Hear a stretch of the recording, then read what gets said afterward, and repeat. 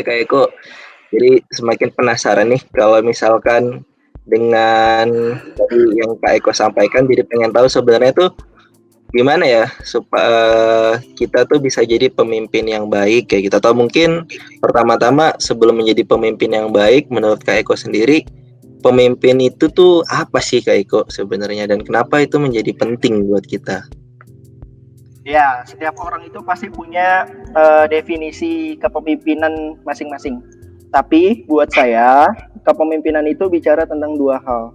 Yang pertama adalah keteladanan, yang kedua adalah bagaimana mempengaruhi orang lain untuk melakukan sesuatu yang diinginkan oleh si orang tersebut. Gitu. Jadi kalau kita mau jadi pemimpin itu maknanya luas banget ya. Kalau yang mindset kita sekarang yang namanya pemimpin itu adalah ketua atau pemimpin kepala tertentu, itu pimpinan, itu bukan pemimpin gitu. Pemimpin itu gimana caranya kita tuh bisa atau mampu mempengaruhi orang lain untuk melakukan suatu kebaikan gitu, dan kita bisa berbuat baik tentu juga dengan tangan orang lain gitu ya.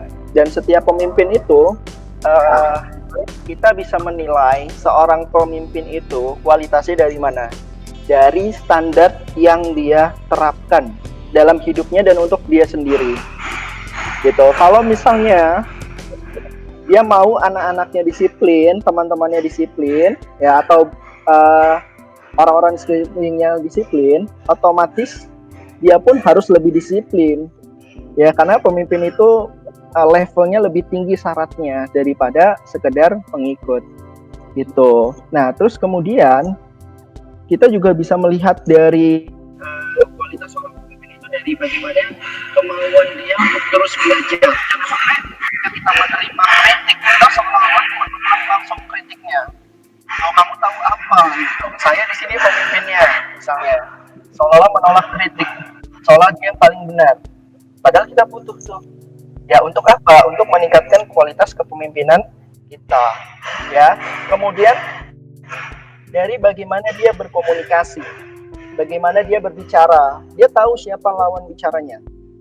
Ketika kita bicara dengan seorang orang aja atau terpusat, gitu ya. Jadi organisasi yang baik itu adalah organisasi yang bisa autopilot dia.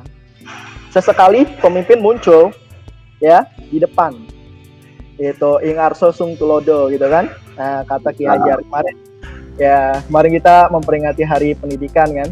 Nah, yang disampaikan Ki Hajar itu sebenarnya ada sisi-sisi kepemimpinan, ada kalanya ingarso sung tulodo gitu kan, di depan memberikan contoh teladan ya, ing madya mangun karso, di tengah membangkitkan semangat. Bagaimana seorang pemimpin ini juga harus bisa menjadi motivator untuk dirinya dan untuk teman-temannya gitu ya, tahu bagaimana cara untuk membangkitkan semangat dari teman-temannya, dan kadang juga harus memberikan dorongan, tuturi handayani, memberikan dorongan dari belakang. Jadi oleh para tokoh-tokoh terdahulu itu sebenarnya kita sudah diajarkan ya tentang kepemimpinan itu sendiri gitu. Itu Kak Rizky. Berarti pimpinan yang pertama ya, bagaimana dia bisa menerapkan nilai-nilai kepemimpinan ke dirinya sendiri, kayak gitu ya. Betul. Lalu yang kedua adalah terkait tentang bagaimana kemampuan dia untuk mendengarkan sekitarnya sehingga tidak anti kritik. Gitu ya. Yang ketiga, jadi kalau tidak salah kemampuan untuk berkomunikasi dengan berbagai macam orang, kayak gitu ya.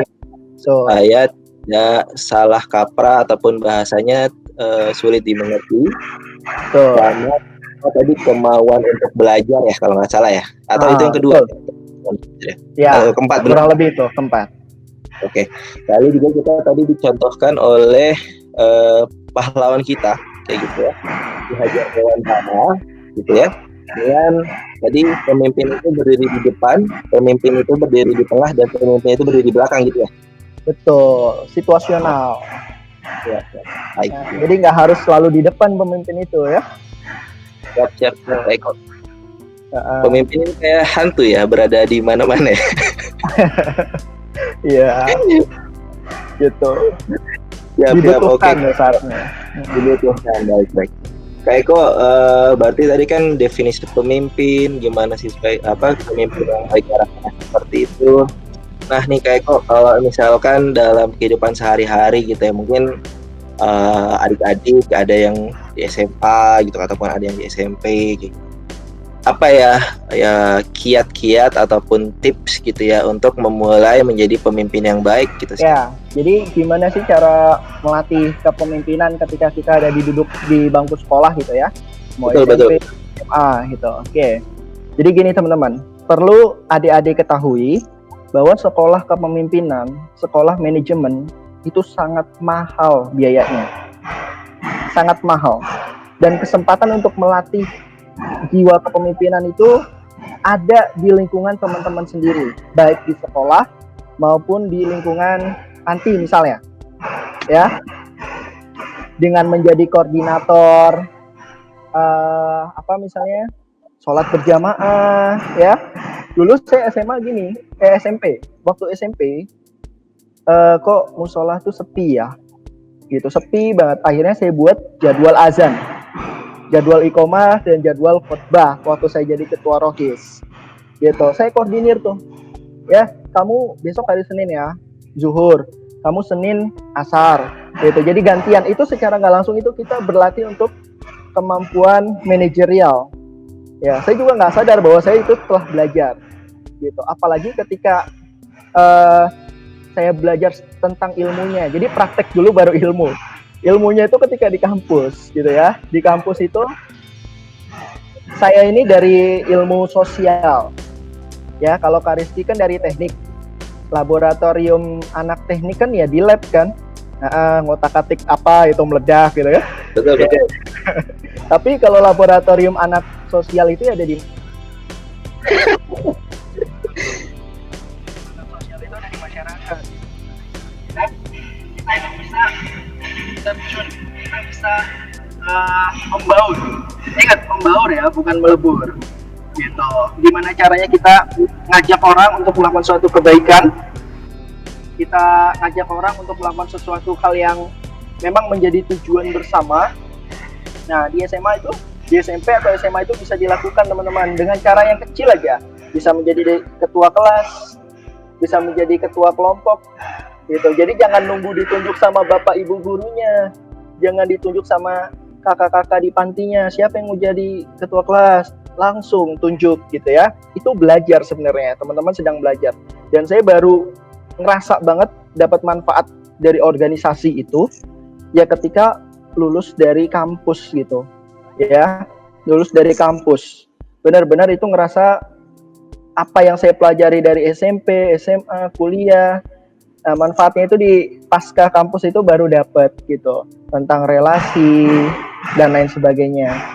So, jadi kalau capek, tadi ada pertanyaan dari Kak Rizky ya, capek pasti capek. Itu adalah modal yang kita harus investasikan, harus kita taruh gitu ya, sebagai pertaruhan. Tapi nanti kita dapat banyak benefit. Dan ingat, ketika teman-teman diberikan kepercayaan untuk level apapun, lakukanlah yang terbaik gitu. Lakukanlah yang terbaik. Jangan minder.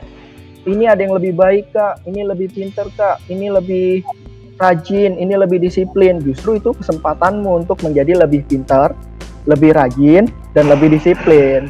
Jadi manfaatkan itu. Gitu Kak Rizky.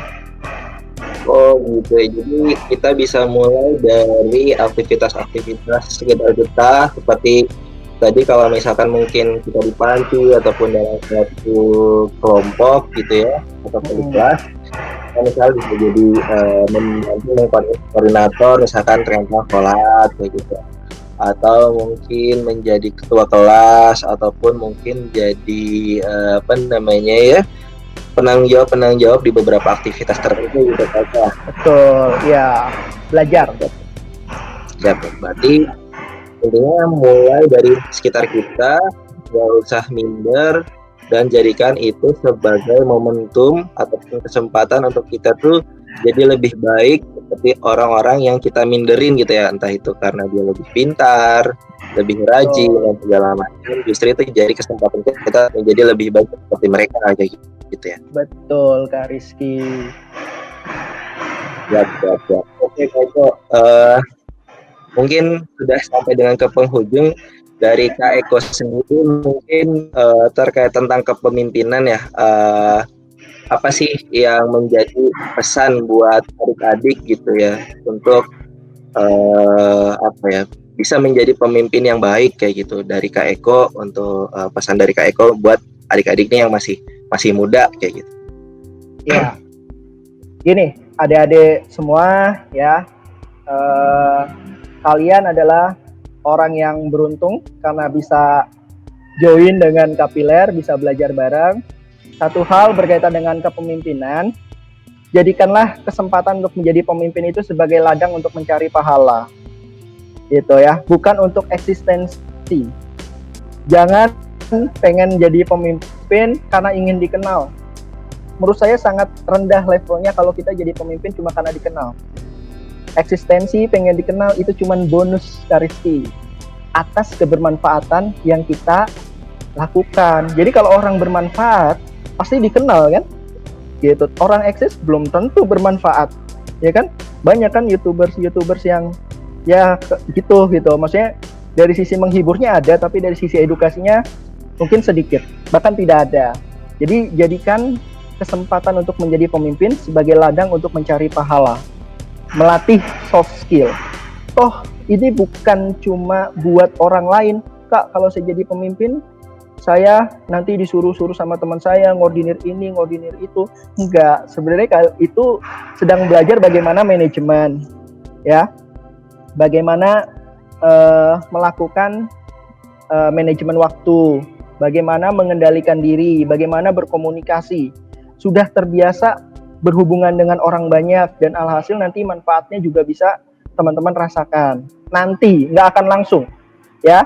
Dan satu hal lagi, ketika teman-teman diberikan amanah, ya, jadikan amanah itu sebagai sarana untuk mengaktualisasi diri, untuk kita lebih memantaskan diri dengan amanah itu. Nggak mungkin kan kalian jadi ketua kelas, masa bangunnya paling siang. Kalian jadi ketua OSIS misalnya, kalian nyontek. Kalian jadi imam di panti, mimpin sholat, tapi kelakuannya masih nggak baik gitu. Jadi kita belajar, sama-sama belajar, perbaiki diri gitu ya. Jadi kita harus memantaskan diri dengan amanah yang kita miliki. Itu Kak Rizky. Oke, siap. Wah, saya juga jadi belajar banyak nih tentang kepemimpinan. Saya masih kurang banyak nih untuk bisa memimpin diri sendiri. Ya. Oke, Kak Eko, kalau gitu pesan-pesannya luar biasa nih buat adik-adik di sesi pertama ini terkait tentang bagaimana kita mengenal, belajar memimpin dari pengalaman Kak Eko. Kayak gitu ya. Mungkin saya mewakili dari adik-adik ingin mengucapkan terima kasih banyak untuk sharingnya pada kesempatan kali ini, gitu ya. Next kita akan coba dengan tema-tema selanjutnya, gitu ya, untuk pengembangan diri adik-adik ya Kak Eko ya. Nanti minta bantuannya lagi ya. Oke. Siap. Oke, terima kasih banyak Kak Eko buat sesi 1 kali ini. Nanti akan coba di-share ke adik-adik.